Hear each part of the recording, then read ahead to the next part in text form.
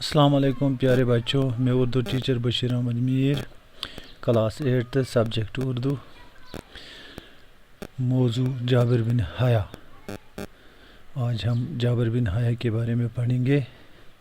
چلو پڑھتے ہیں، دیکھتے ہیں اس سبق میں کیا لکھا ہے۔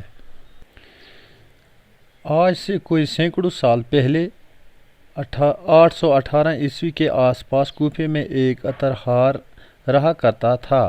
اس عطرہار کا نام حیا تھا۔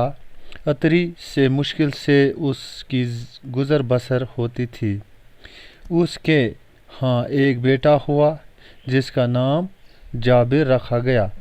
حیا کو فکر لاحق ہوئی کہ اب کیا ہوگا، روزی روٹی کا مسئلہ کیسے حل ہوگا۔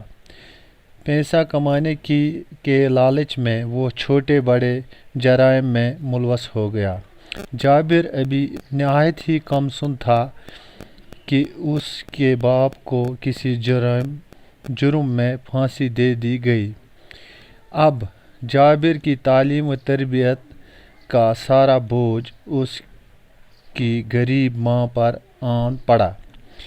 ماں نے کم سن جابر کو کوفے کے باہر گاؤں میں اپنے رشتہ داروں کے ہاں بھیج دیا۔ اس طرح جابر کو بچپن کے یہ دن دیہات کی آزاد فضا میں گزارنے کا موقع ملا۔ گاؤں میں اس سے معمولی تعلیم میسر ہوئی، البتہ تلاش و جستجو کا مادہ اس میں کوٹ کوٹ کر بھر گیا۔